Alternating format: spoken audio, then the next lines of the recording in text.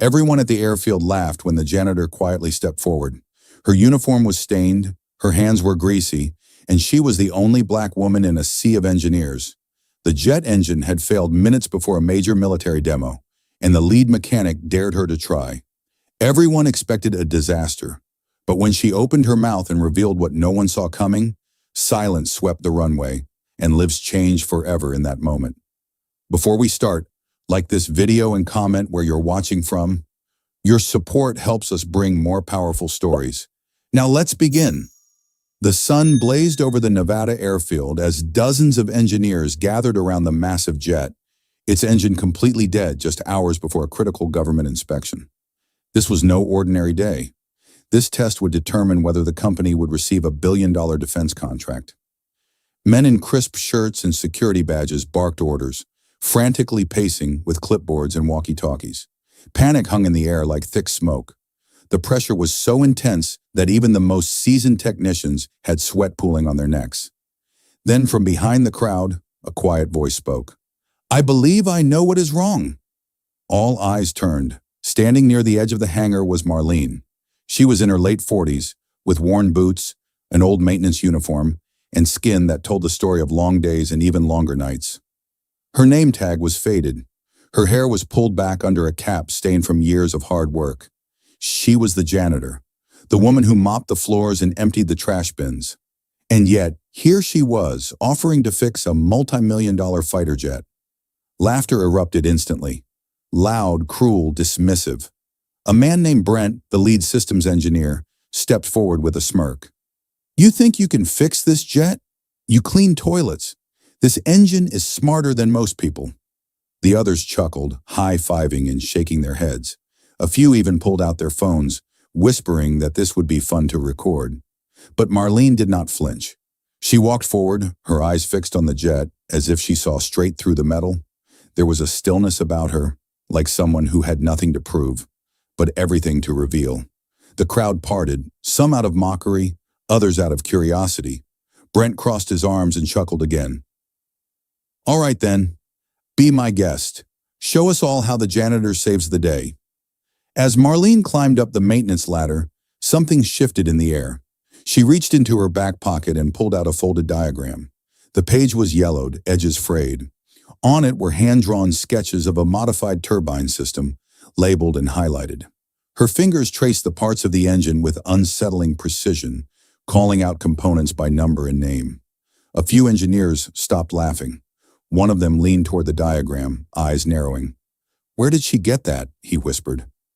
Marlene did not answer.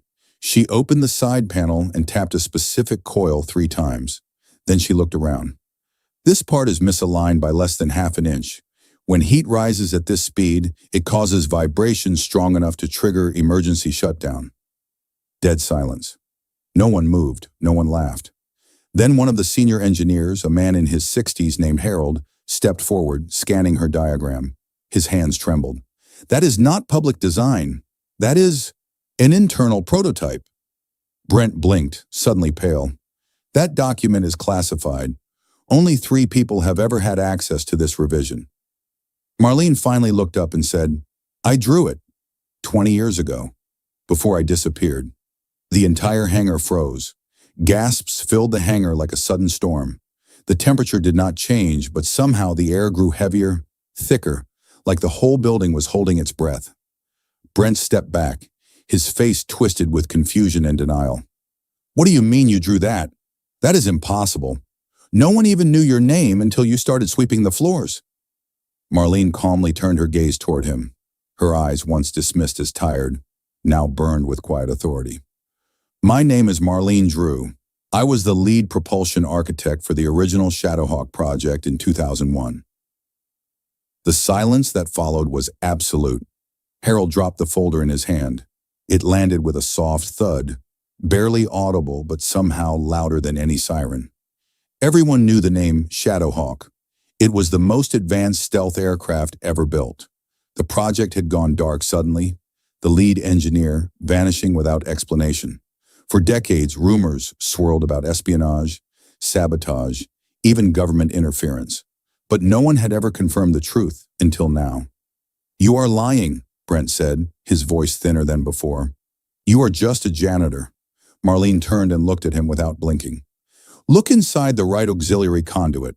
You will find a signature welded under the main support plate. It is mine.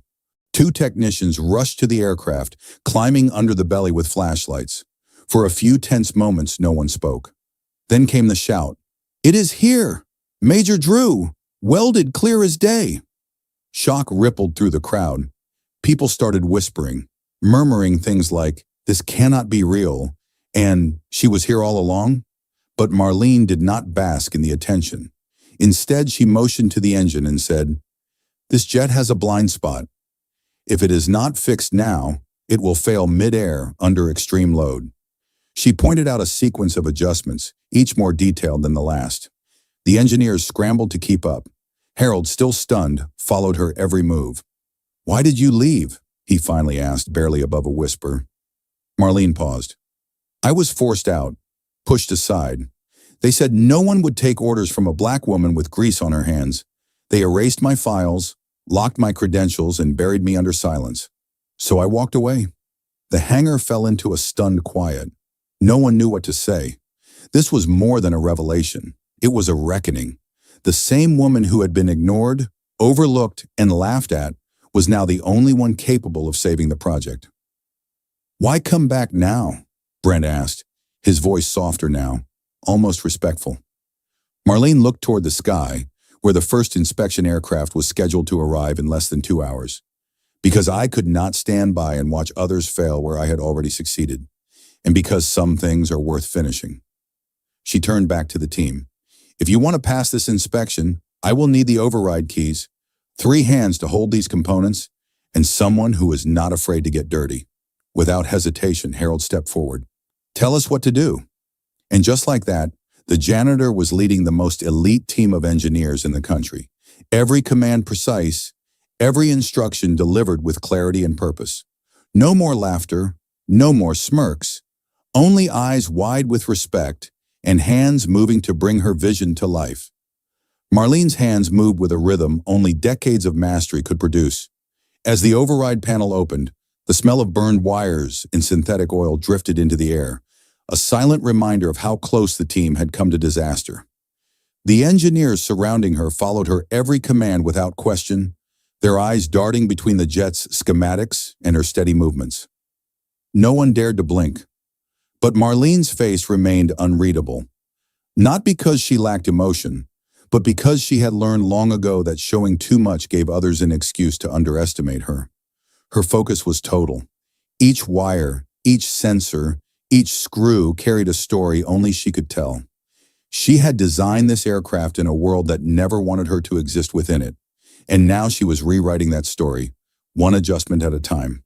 Suddenly, the hangar doors slid open with a mechanical roar.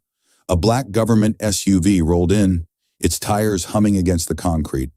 Out stepped a man in a tailored gray suit, flanked by 2 assistants with clipboards.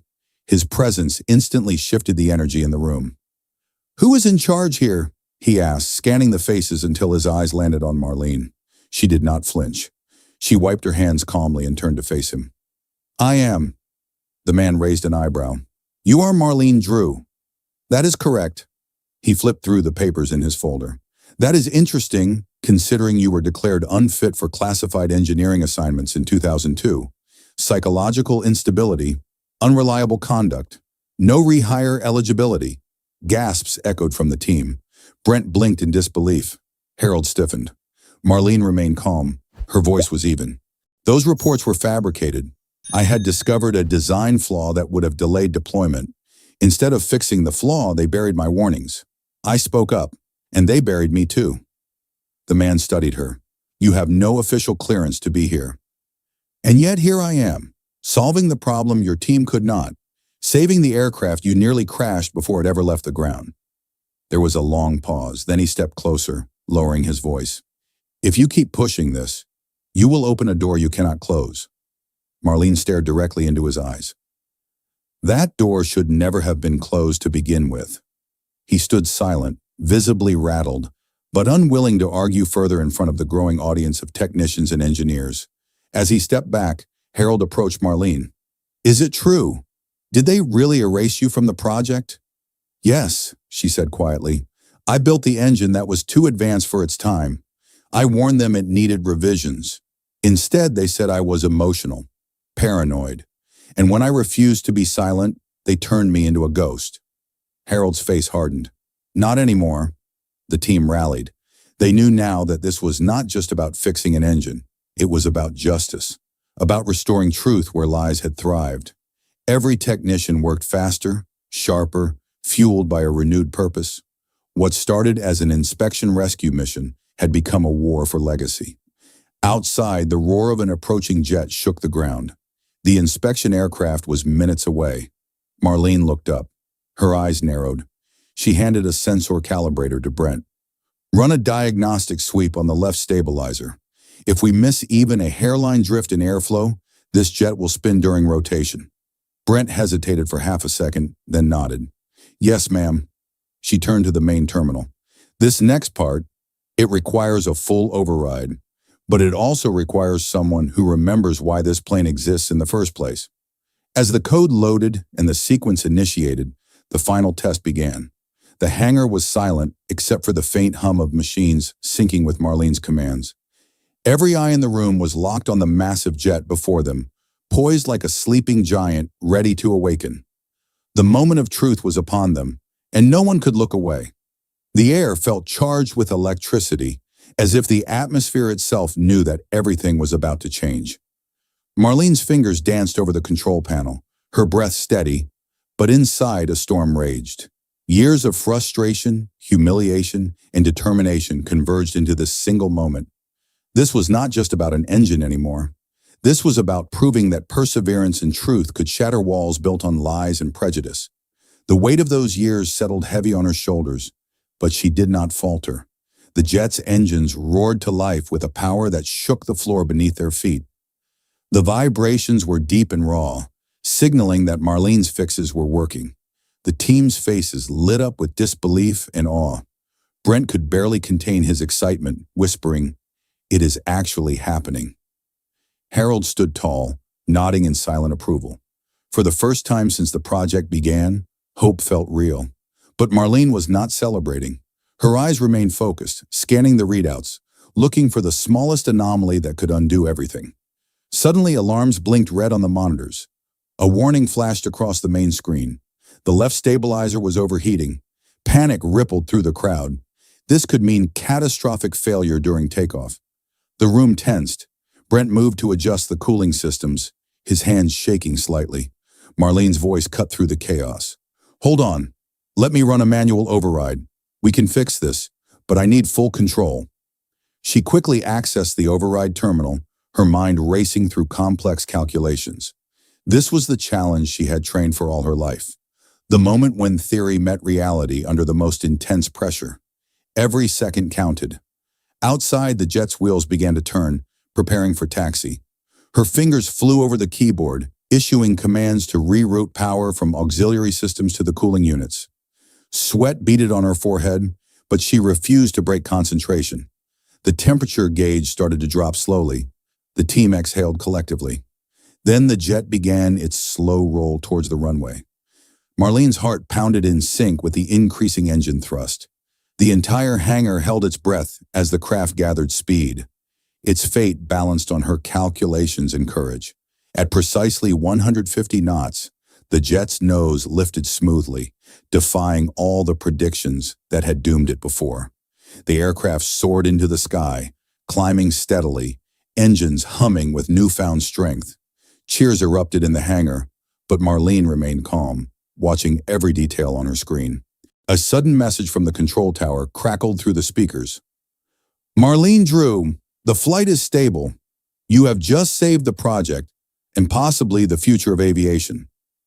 Her eyes welled up, but not from relief alone. This was a victory carved from years of struggle, rejection, and unwavering belief in herself. The man in the gray suit reappeared at the hangar entrance, this time with a different look. Respect. Marlene stepped forward, her voice steady but filled with quiet power. "This is only the beginning. I am not here to fix problems for others to forget me again. I am here to lead, to innovate, and to ensure truth is never silenced. The team surrounded her, not just as colleagues but as believers in a new era she had helped ignite. Outside, the jet's shadow stretched long and proud across the runway, a symbol of triumph born from impossible odds. The moment the jet disappeared into the clouds, Marlene stood rooted to the spot, absorbing the weight of everything that had just unfolded. This was not merely a personal victory, it was a revolution against every doubt, every insult, and every door that had been slammed shut in her face. The crowd around her had transformed from skeptics into believers, their faces reflecting awe and newfound respect. But for Marlene, the real battle had only just begun. Her phone buzzed with messages she never expected. Offers, apologies, and invitations flooded in from industry leaders who had once dismissed her. Yet Marlene knew this was bigger than herself. She was no longer just the janitor who fixed the impossible engine. She was the symbol of resilience, brilliance, and courage that transcended background and circumstance. Later that evening, as the sun dipped below the horizon, Marlene sat alone in the quiet of her small apartment, reflecting on the journey that brought her here.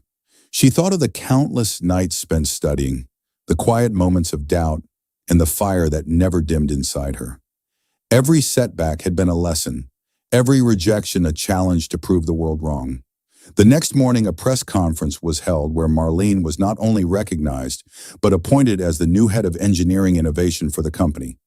Cameras flashed, reporters clamored, and the headlines declared her a hero. Yet Marlene's focus remained clear: to inspire others who had been overlooked, to break barriers that still held too many captive.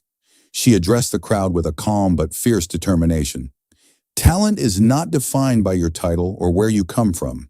It is defined by your passion, your persistence, and your refusal to give up. If I can stand here today, anyone can. This is a call to every person who has been told no. Do not accept it. Fight, learn, and rise. Her words resonated far beyond the room, sparking conversations in homes, schools, and offices across the country. Marlene's story became a beacon, reminding everyone that greatness is often hidden beneath the surface, waiting for the right moment to shine. As weeks passed, changes rippled through the company. New policies promoting diversity, inclusion, and empowerment were introduced. Marlene personally mentored young engineers, emphasizing that innovation thrives when everyone is given a chance to contribute. From a janitor to a leader, Marlene's journey was proof that courage and brilliance could rewrite any narrative. The impossible engine was not just fixed, it was a metaphor for breaking through the impossible walls life may place in front of you. This was more than a story. This was an awakening, a testament to the human spirit's power to overcome, inspire, and transform the world. If you feel moved by Marlene's journey, share this story. Let it be a spark for anyone who needs to believe that they too can defy the odds and rewrite their destiny. This is not the end. It is the beginning of a new chapter for all of us.